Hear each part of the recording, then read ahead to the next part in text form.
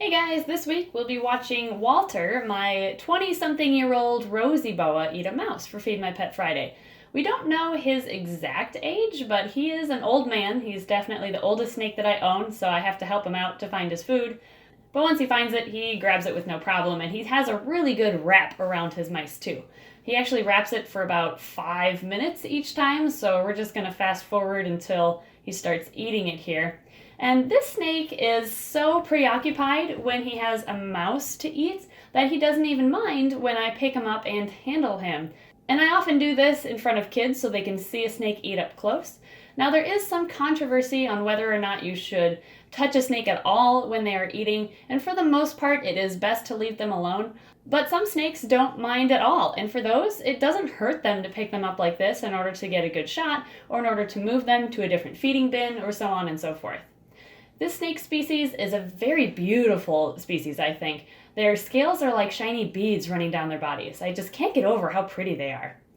The Rosy Boa is native to the United States, and it's actually one of only two species of boas native to the States, the other one being the rubber boa, and they live in the southwest portion of the US, in California and Arizona, and down to northwest Mexico.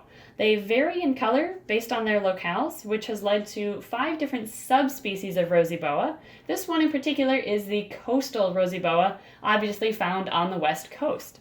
Rosy boas are one of the slowest moving species of snake, making them unable to actively pursue their prey like faster colubrids can.